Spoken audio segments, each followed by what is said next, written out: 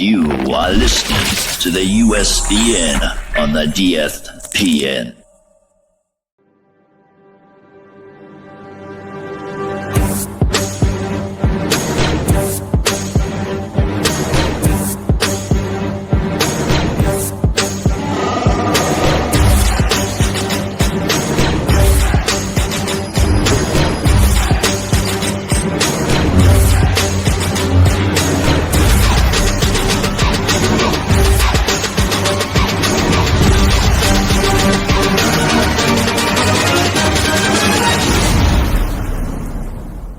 It's a trap!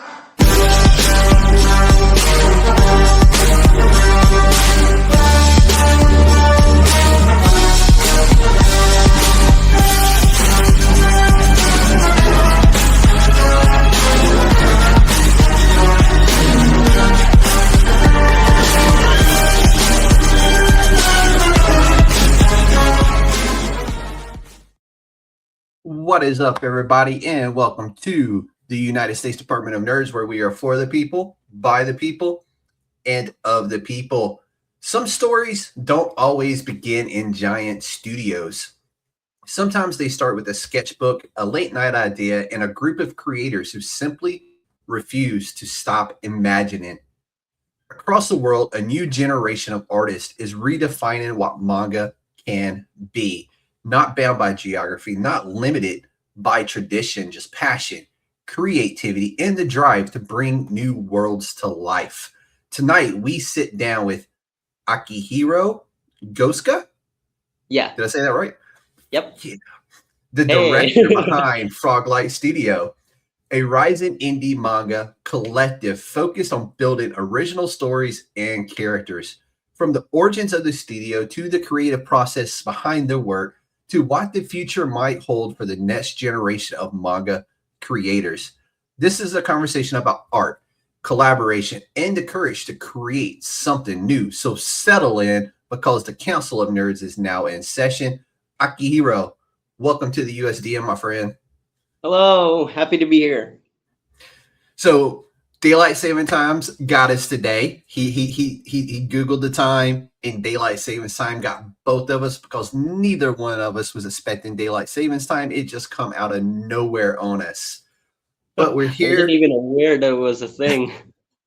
Dude, it is such a pain in the ass. We keep hoping they'll vote to just disband it, because it's an old thing from the past that used to help farmers. Farming is now automated, and in daylight savings time and the fallback in the fall is no longer needed, and it's just such a pain in the rear end. But let's dive into this, man, and let's start at the beginning. Who is Akihiro, and how did your journey into art and storytelling begin? It started when I was writing just mere fanfics, and I wasn't even called Akihiro Goska yet. I was in the platform of Wattpad. I'm sure you're familiar with that. Mm-hmm. Yeah. There was this new anime called Demon Slayer, Okay. and it was getting really popular. And then I discovered Wattpad, and I saw a lot of fanfics written about it, and I said, "Hey, I want to write my own, and I have some cool ideas." Then when I wrote it, it wasn't really a good story, because it was more of a list of things that I want to see, instead of something that's connecting A, B, and C. And it was fun. A lot of people enjoyed it, and a lot of people liked it, most of all. And I got like an ego boost with that, because hey, I can write an interesting story. And that was back in 2020, when it was lockdown. So it was my way of coping with isolation. It was, I wouldn't say it was a sad thing, but it was very unusual to be in the house all the time. Yeah. So Oh yeah. Wattpad was like an outlet for me, and so that's where I started. Also, regarding the name Akihiro Goska, it's not my real name. Um, Akihiro Goska is an original character, and I wrote him in a way that represents me. Hmm. And just like other artists or other writers, they either have a pen name, a nickname, Yeah. and I just wanted to follow that trend. And yeah, that's basically how I began Hmm. as a writer. So, what were some of the manga or creators that inspired you growing up? Oh, it was the I forgot her name. It's the creator of Demon Slayer, but I think it was Koyoharu something. Koyoharu Go. Oh, Koyoharu Gotoge. Hmm. It's hers. Because of the simpleness of the story, and also Yeah. when I was when I was watching the anime, I was reading the manga as well because the anime had to catch up first, and I was a little bit impatient with the schedule they have. Oh yeah. So when it was taking so long, so in between I was reading the manga and I Hmm. was very much ahead, and I was looking at the comic and I said the art style wasn't it wasn't extraordinary at all, but I was so hooked, and the art style didn't even matter because in certain scenes where it's like the characters are so far away, there's like there's like little indicators of their silhouettes, and they don't Yeah. even look good, but you still know that they're the characters, and that's enough to convey that the shot is so far away. Hmm. So I was fascinated by that because of how minimal they do, but Yeah. say so much with the story alone. That's what's so great about it, and I think that's one of the reasons why my daughter fell so in love with manga as well, is because the art is simple, but the stories really go deep into certain aspects of things.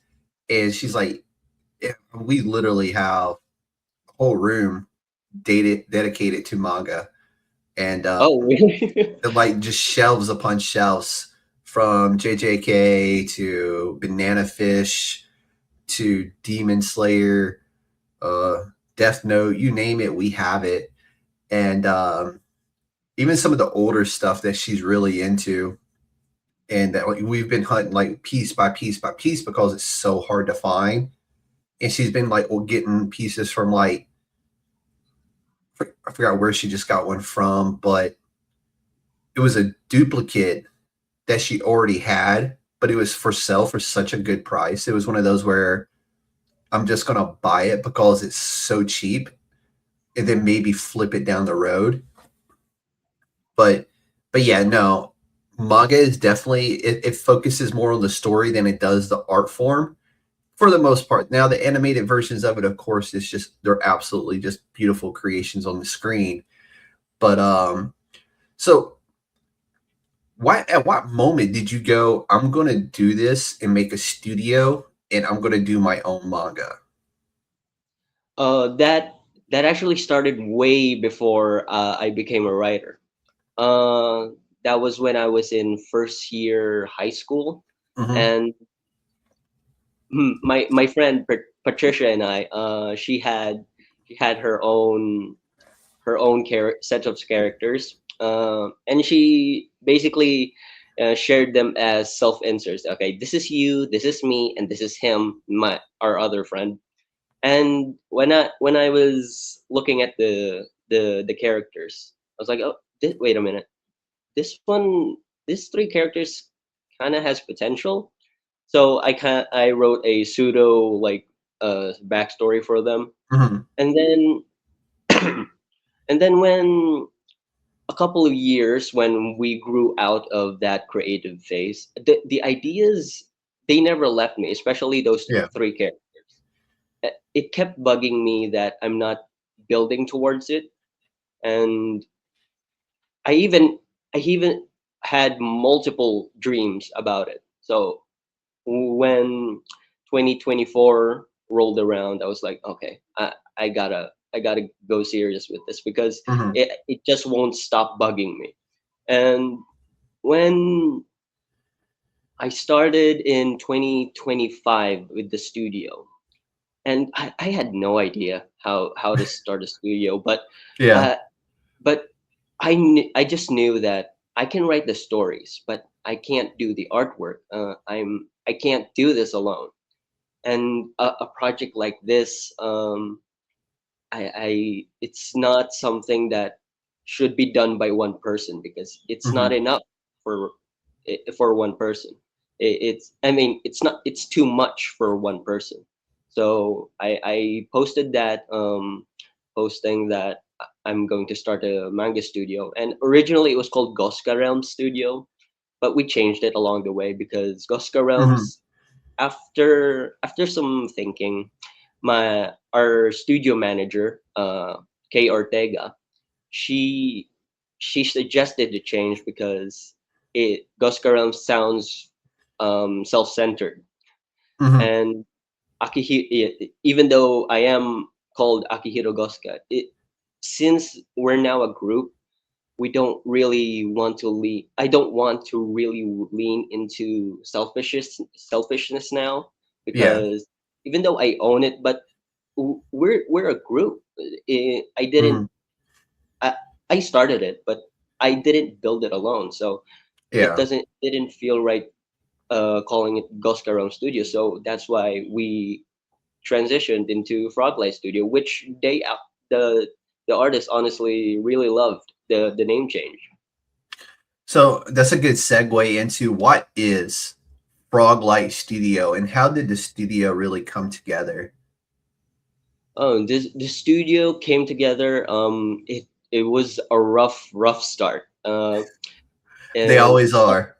yeah, and I was really ambitious, which is the wrong mindset when Mhm. starting these sorts of things because now I'm pushing too hard, and not all of the artists are going the same pace as me, so I have to slow down, and it was really frustrating for me because I feel like there's no work getting done.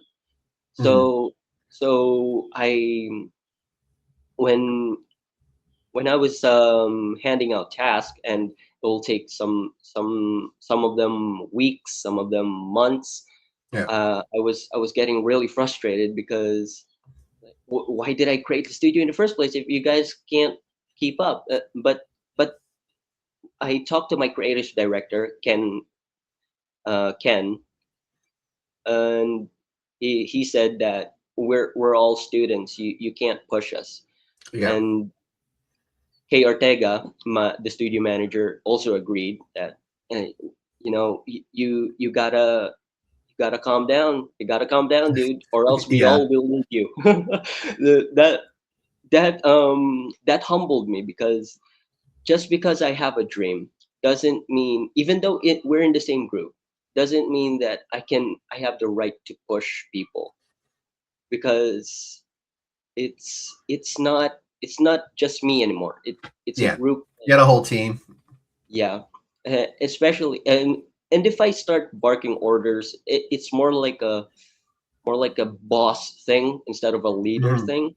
So when I did some, let's say, just self-reflection, just to be dramatic, and then I was looking back on the messages. I was like, oh my god, am I allowed to curse? I don't know. I don't have a good word for it. Am I an ass? No, Then you no for you say ass, dude. You're good. okay. When I was looking back at the messages, I'm like, oh my god, I am an ass. And then then it was a humbling moment, and I'm Yeah. glad that the creatives director Ken and studio manager Kay Ortega was there because otherwise I would have Yeah. ruined the whole studio because Yeah. of my lack of leadership Yeah. skills. Dude, you're 22 years old. And you just learned a very important lesson. You Yeah, know, because sometimes you have to take a step back, humble yourself a little bit, and understand that other people have priorities, especially if they're in school and they are students. So I'm glad you got to learn that lesson now rather than like over 3/4 of the way through this project. And then they go, you know what? We're done. We're out. Yeah, you're And you're stuck with, a halfway project. yeah, and that's the problem. I'm just glad that I Mhm. learned that. That's good. So why the name Froglight and what's the story behind that? We had a meeting when Kay Ortega said that we should change the name. The artists had a meeting in Discord. Then we kind of voted on what would sound good. And Frog is our actually lead artist. Mhm. She's the one who's her nickname is Rotten Frog, and we call her Frog most of the time. And she's the one creating the comic illustrations, so it was only right to give her the honors of representing Mhm. the studio. And we we landed on a few different names. Yeah. First was Pond Light, which I said it was really good, but then it got switched into Frog Light. And the I thought about the symbolism of frogs and ponds. Um, maybe it's because of the lily pads. The lily pads this represent different worlds, and then the frog is like the vessel or the vehicle that will take the Mhm. audience through these different worlds. So Yeah. I thought about it, and then I eventually agreed. I really like Pond Light, but they were so it was all against one. So I just had to agree. Pick But and choose your battles. Pick and choose your battles. yeah, it's either that or they leave me. So no, I'm kidding. but Froglight, I eventually grew with it. And then when I saw the logo design, I was like, oh my god, my heart just warmed up because it was Yeah. so cute. Yeah, no, it really is. And I was just like, because I'm going to be fair to you. When you first emailed me asking to come on for an interview and everything, I'm Yep. like, who in the hell is this? I'm like, a manga studio outside of Japan. I'm like, is that a thing? So naturally, you have to go. Like I do every guest that sends me an email to request to come on the podcast. I research and I'm like, okay, they really are a brand new manga studio from the Philippines, getting their start, getting their feet wet, creating their first piece of work, and they're on the come up. And once I had seen that, I was like, yeah, I got to talk to these guys because it's such a cool thing. And to be outside of the Japan realm of what manga is really cool concept. And I don't know how many of them there are out there. I didn't really research that part of it, but just to see somebody at least trying to make a manga outside of Japan is really cool to see. And like I said when you came on, I had to ask you if you're old enough to be here. And at such a young age to go, I'm doing this, and we're going to do this as a collaborative effort between yourself, your office mates, and your artist, which is really cool to see that you're doing this. And so far it's so good, right? Yep. I So eventually found the flow of them, and mhm, it's going smoothly. dude, that's cool, especially because so many different artists work at such different paces. Yeah. And the fact that you got to learn that early on is really good. Yep. So what roles, like, walk me through a day to day at the studio. Like, what roles and responsibilities do you handle versus your office manager versus your creative director and whoever else you may have there on staff? For I we're really like separated. We're Hmm. connected by online. So when I'm handling tasks, I would inform them beforehand, Hmm. maybe 2 or 3 days, so they can tell me if they have some schedules, they have some personal plans. Yeah. Maybe there's something comes up that I don't know about. So uh, if they can't do the task, I'll just hold it back. Or if they can, I will give them less of it, just Hmm. so they won't get bombarded with something. And Yeah. for the creative director, I usually give them the task of seeing inconsistencies, um, especially with characters. And then for our studio manager, I would often give her the role in marketing, Hmm. because she's also the marketing manager, by the way. I forgot to mention. Um, she would plan out these public posts, these pub masks, Yeah. just so we stay relevant in the public Yeah. spotlight, so that the Yeah. algorithm won't go like, oh, this guy's quiet, been Yeah, don't and trust follow me, him. dude, that's the hardest part of all this. Marketing Yeah, will always be the hardest part of anything you'll do. That and money. The two it's M's, marketing and money. it's the bane of our existence, us creators. It's Oh yeah. if no matter how good that piece is, no matter how good the story is, if the marketing is BS, Yep. it's not gonna work. Yep. But so let's slow it down a little bit and talk about the creative process. How do your stories typically begin? Did you start it with a character, a world, or this just idea? Oh, I, I I'll give you a bit of backstory on this. Um, as the for the three characters that I mentioned earlier, Hmm. um, the other one I made her Chinese, the other one Japanese, and then the other one I wasn't sure who that's supposed to be, and that's Christian, by the way, the main character now. Okay.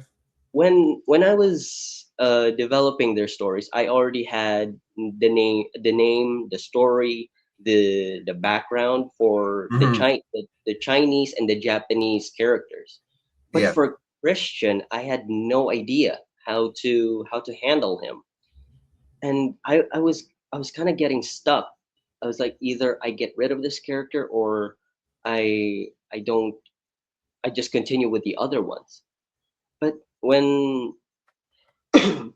I was developing a story about him being in high school. It's not even supposed to be fantasy at first.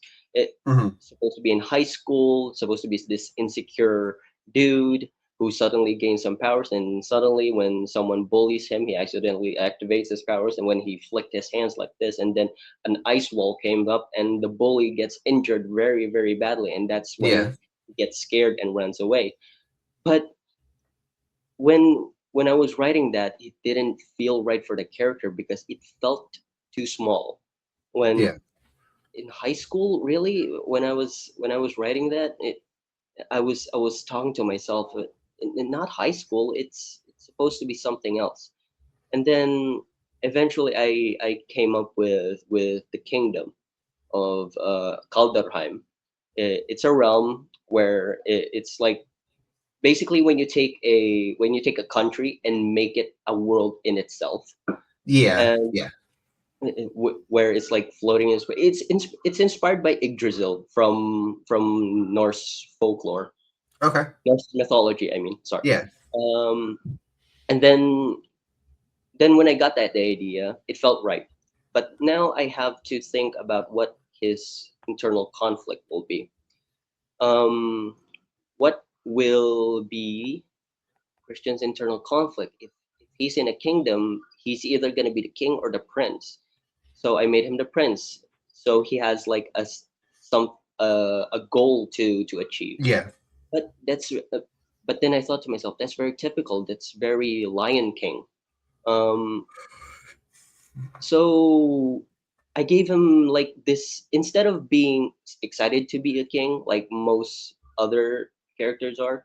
I made him like very, very scared, very insecure. He's not ready to step up, even though Yeah. he's at the right age. He's not ready to step up. However, because of something bad happening, he has no choice but to step up. He has to step up reluctantly, and I guess the the message of this story is accepting your role. Even, like, for example, if your parent is suddenly not able to function as well as they Yeah. did before, and then you're so used to being at home, maybe going back and forth to school, but now you see your parent struggling to even walk the hall without bumping Hmm. on something. um, then you have to make a choice. Yeah. Either you continue with what you're used to, or you add something in your routine that breaks that will honestly break you. Yeah. um if because now, without the parent functioning properly, without your parent being able to function properly, the family is slowly falling Yeah. apart. And you have to step up even if you don't want to. That's part of growing up, and that's what maturity is. Even if you don't want to, you have to do it. Oh yeah. Oh yeah. So, what does the collaboration product or collaboration process look like between yourself as the writer and your artists out there? Like, what, like, I'm guessing you already have a few stories already done, and they're working on the art right now. Like, what kind of direction do you give them? Do you just give them a story and just tell them to go, or do you actually give them like the play by play for the panels and stuff like that? I actually give them a play by play because Mhm. I treat the pages like it's film. Yeah. Uh, I treat each panel with care. Unless the particular shot is a bit too difficult to recreate, I just simplify it and then it have the same meaning for the shot. However, regarding if I have finished stories and they're just writing it, we're going one at a time. We're Yeah. focusing on Christian for now, and all of the characters that has been shown, they're all part of the same story. They're not like Mhm. separate things. What will be separate is those three characters that I mentioned, the Japanese and the Chinese characters. Yeah. And so we're focusing on Christian for now, Christian Frost, and we're actually near finishing chapter one. It's a slow but smooth process. Yeah. I I don't rush them now. You know, I think you've learned your lesson on rushing them, bud. So how have you been approaching like blending the manga storytelling with kind of like your own creative style? Because every writer eventually develops their own style. So how have you taken the manga storytelling style and kind of developed it into your own? For that, because I used to write novels in Wattpad as well, not just fanfics. So I'm kind of wordy. So I'm having a difficult time writing dialogues because they're too wordy. And for what was it you say again? For the Just kind of like how do you approach the storytelling of it from like traditional manga style, and then kind of making it your own style? oh, okay. For for that, I generally follow the footsteps of others, just so because it's my first manga. It's our first manga.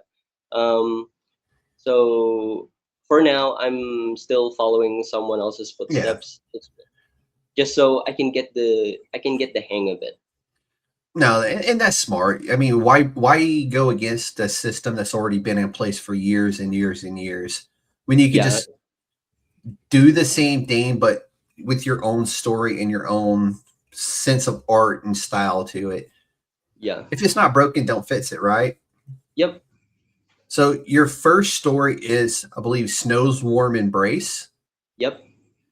So what can you tell us about that story in particular? I know it's your Oh, first one. It's going to be centered on Christian and his unlikeliness to want to be king. yeah. And it will be about role acceptance, like I said, and also recognizing your own weakness as a leader. Hmm. You, because Christian right now has it rough. He thinks if he's king, he's supposed to know everything, Yeah. and that puts a lot of pressure on him. That yeah, he thinks he's supposed to handle these. He's supposed to handle the people and then the Hmm. army, but he doesn't still know that he's supposed to instead dedicate skilled people Yeah. who can do those while listening to him. Hmm. So because right now his internal conflict is if he's not hands on, he's not useful. Yeah. Even though someone else does it for him after he said the order, he doesn't feel useful because I just said something and I'm not doing it, so what am I doing? Yeah. That's his mindset. It's learning how to do that delegation and Yeah, delegate it to the person who knows how to do it. yeah, yeah, for that, and that's what Christian is struggling now. And for the villain, he eventually successfully invades the kingdom, and Christian has to start from the bottom up. And Yeah. this villain, I'm not gonna reveal his name yet, but I'm sure you saw his lore card. But he He has he like, he was the final panel in the hype video. yeah, he's just a shadow for now, a smiling shadow with question marks on his paper, and I'm not gonna say his name yet because Hmm. I want him to be like a surprise for now. Yeah. But what I can say about him is that he's very powerful. He's nearly unstoppable, and he's inspired by the Victorian era Britain, from Hmm. the UK. So now there's like a technology imbalance. Christian and his army are still using bows and arrows, but this villain, his army is using guns and cannons.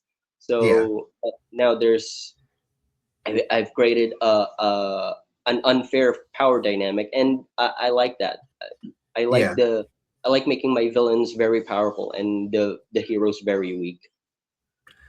And yeah, I think that makes for a very cool story in the end because the good guy always wins, right? So Yeah, it's how he gets there. The journey is always more fun when the hero looks like they could actually lose. And I like that about a story is when it looks like that hero is actually going to lose, only to yeah, figure it out and then pull off a successful victory. So that's yep. really cool that you're doing it that way. So what kind of audience are you looking to attract to Froglight Studios? Like your normal manga audience? Are you looking to possibly go beyond that and possibly get into the comic world of like try to pull in some of those types of people? For now, we're building our community and attracting the audience that are interested in magical battles, and Mhm. those who are struggling internally as well with who they are, with what their role is Yeah. in their family or in their workplace or even in their friendship. That's the type of audience that we want, because if this story can reach their hearts, it can eventually help them make good decisions instead of Yeah. making very very bad mistakes that Mhm. would would often ruin someone. And it's like my mission as a writer to make my audience feel like they're not alone. Yeah. No, that's really cool that you're not just trying to just put out an entertaining story, but also, provide some type of relief to them, like they aren't alone and that hey, other people in are going through similar struggles in your stories, and that's really cool that you're doing it that way. So we're seeing more creators making manga outside of Japan, and like I said, you're my first one that I've discovered, but I'm sure there are many more. Why do you think this movement is growing the way it is outside of Japan? because a lot of people love manga, and a lot of people love Japan in Yeah. particular, and oftentimes a lot of people love to adapt certain cultures, certain practices, and I believe manga is not Hmm. anything different than that. It's a culture that a lot of people want to be included in, want to follow, because Hmm. honestly, it's a very cool culture. No, it really is, and it's one of those things where you look at world as a whole and what countries and cultures have given to the world. Japan's given us manga, Godzilla. Thankfully, I Yep. love Godzilla. King Kong. Me too. Korea's given us K-pop. Yep. Mukbangs.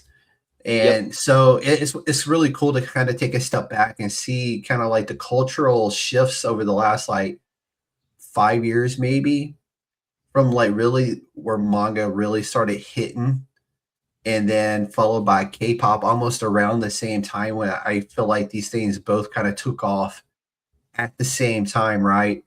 So Yep. it's been kind of cool seeing that, and I've lived both places. I've seen both places, and for me, it's like just kind of cool to just see the rest of the world catching up to what I already knew. So it's been fun in that regard for me. So, what kind of challenges do you really like? Do indie manga creators are facing? Because I know there's a lot of big studios out there producing a lot of big things. So, kind of like, what's been your biggest challenge in getting this started? It's getting recognized. That's the biggest challenge now, because in Philippines it's often comics. It's not particularly manga, and there are a lot of big comic studios here in the Philippines too.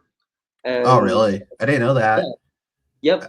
But I was actually something I was going to ask you like after the fact, is like, what's the comic book scene and like what's the manga scene like there? I didn't realize that you could go down and go to a comic book shop there in the Philippines. yeah, they're mostly online now, Okay. so they're like they're online selling instead Okay. of like but they do exist. They do exist, Yeah. like That's really those. cool. Yeah, yeah, yeah. For for our biggest challenge right now is, yeah, going against those big names. But it, even though it's our biggest challenge, I don't know why it doesn't bother me that much, because That's it's good. yeah, it's a potential I don't want to say enemy, but opponent, I would say. Yeah. um Competition. yeah, yeah, that's the word. Competition. It's a potential competition, and a big one at that, but it doesn't bother me that much, because I don't want to sound egotistical, but no one does it the way we do. Hmm. um I mean, sure, we're sharing we're taking notes on how this person does it, how this certain studio does it. That's called learning. Yeah, yeah, yeah. That's learning, and also I wouldn't say it's arrogant to say that we're doing it our way, No, because if you don't it do it your way, then you're copying. yeah, So and it's that's best to learn what they do and then make it better and make it yours. yeah, and that's a lot of those the starting studios. I can see a lot of them. There are a lot of, even in Facebook, in Facebook groups, there are upcoming studios, and a lot of them, I would say, struggle with originality, and Yeah. it's it's something that I personally struggled with as well. And it took a bit of coming to terms that I can't be too different, or else the audience wouldn't feel safe Yeah. in discovering whatever I have to show them. Yeah. It's one of Because those where you have to establish yourself, and then later, once you're established and people are, then you can start tweaking things and making things maybe a little bit more out there, a little bit more different than what maybe the status quo. yeah, it's like here's how Star Wars do it. Oh, here's how I do Star Wars, and then then let's mix up. Then once I gain their attention with that, here's I do Star Wars with a bit of a Harry Potter aspect. So Mhm. it's like mixing and matching things Yeah. that a lot of audience, some of them haven't thought of. Oh my God, this certainly works, Mhm. and that's a very good feeling to have, because it's them recognizing your the skill and Yeah.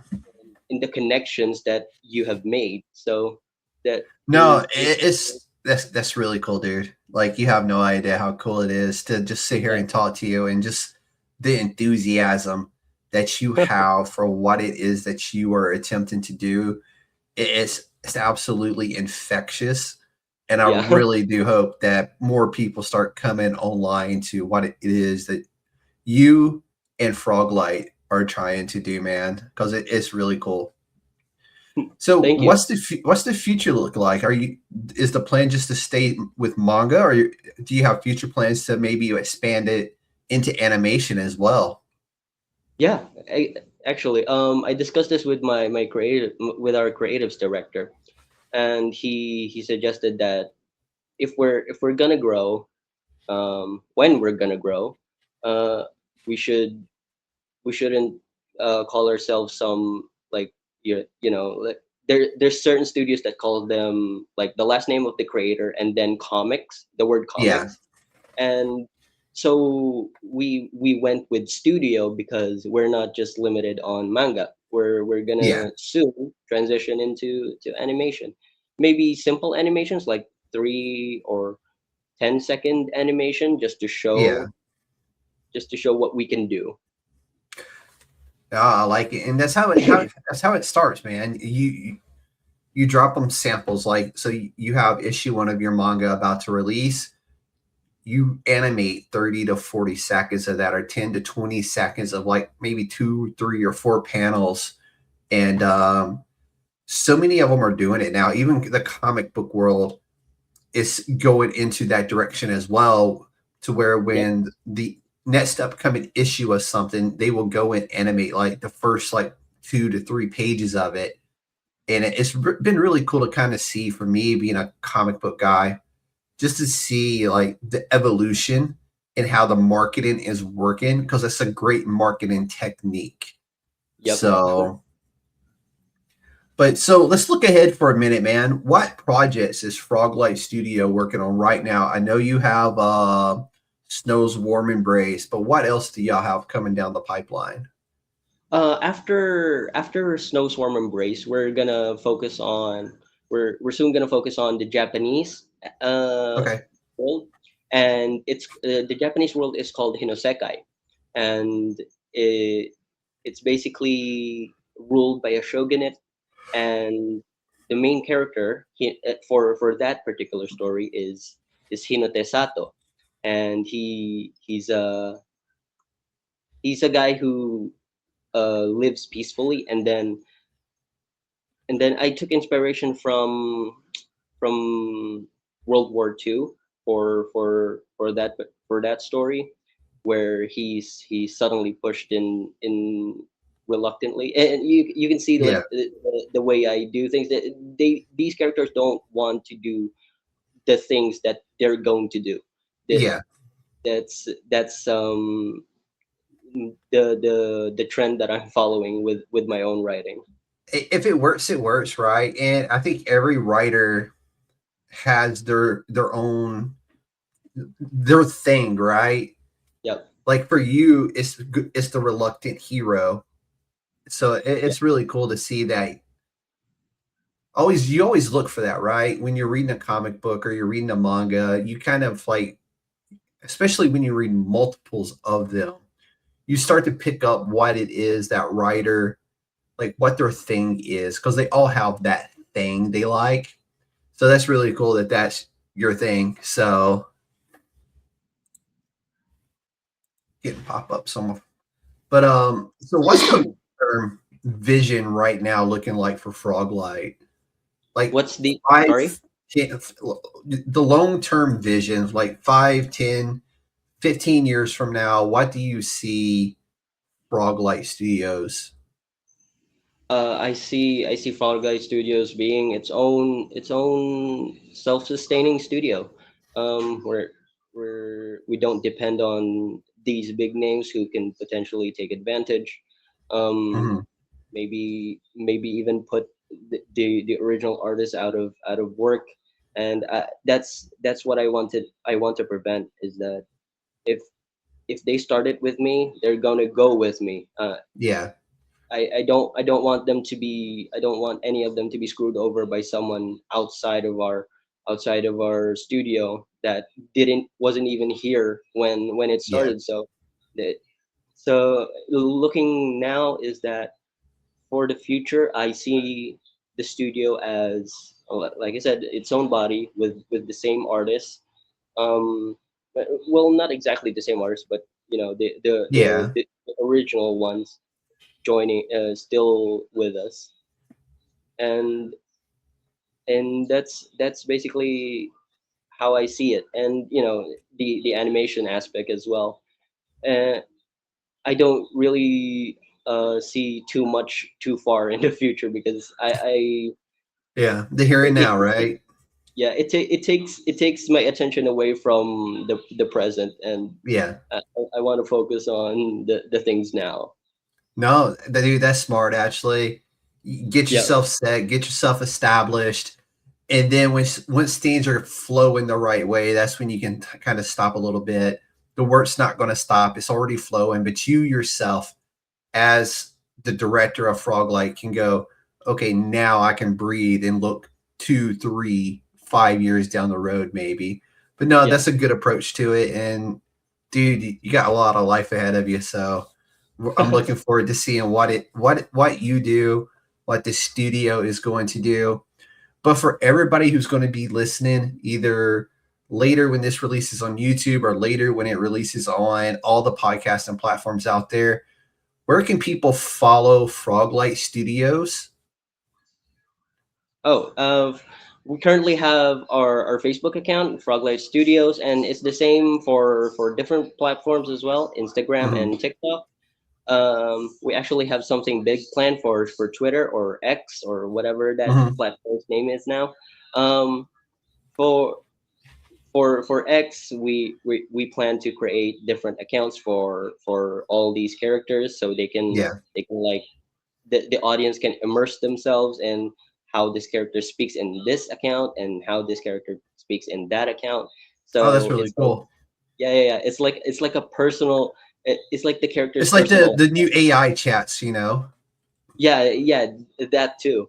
The audience can ask these characters questions too, and the character will Mhm. answer, and it's an immersive thing, and That's really cool. that's yeah. I want my audience to be immersed with the world and the characters as well. No, I like it, man. And so I'm telling everybody right now, go over to Facebook, go to TikTok, go to Instagram, follow Froglight Studios. They over the last couple of weeks, 3 weeks, maybe a month, they've become very active on social media and sharing their art and sharing just the day-to-day processes that are going on over there. And it's been really cool to see, that and just follow along with what y'all are doing over there. You've released some more panels, some of the story panels. It's been really fun. And honestly, when you had sent me the character sheets, I was like, that's going to be a really dope hype video because I can take those character sheets, line them up, and kind of put your, it's how I'm going to advertise your appearance, right? And I thought it was just such a cool thing to be able to grab those and use those, right? So appreciate you sending me all the cool panels, all that stuff. I know the first cover is done.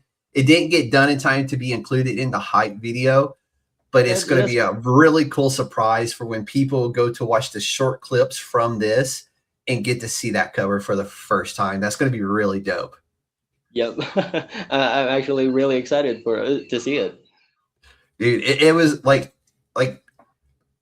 it was one of those where I was kind of sad that I'm like, oh, this would have been so cool to do with for the hype video, but then I was like, no, it's going to be even better because when the clips start coming out and when I send you the clips, and people are going to see that cover for the very first time, like, dude, that's going to be really what better way to introduce that first cover than with the release of the clips from this show. I think that's going to be really awesome, and I'm excited for that. So, but everybody, TikTok, Instagram, Facebook, Froglight Studios, they are not hard to find. Go give them a follow. They are a group of kids. I'm saying kids in the most polite and most respectful way possible, because they're literally, I'm old enough to be their fathers, more than likely. But give them a follow. Join this journey with them, because it is going to be something fantastic to watch these kids grow and learn and evolve in this business that really wasn't designed for them, but they're still taking it head on. But Akihiro, thank you so much for joining us tonight and sharing the story behind Froglight Studio and the creative journey you're building. Independent creators are constantly pushing the boundaries of storytelling, and it's always exciting to see new studios, new voices step to the front. If you want to follow Akihiro and see Froglight Studios and what they're creating next, make sure you check out the links down in the description. And to everyone watching and listening, thank you for supporting independent creators and the stories they bring to life, whether it's comic books or a brand new manga studio. Until next time, the Council of Nerds is adjourned. This has been the USDN Podcast, where indie comics come to life. Y'all be safe out there.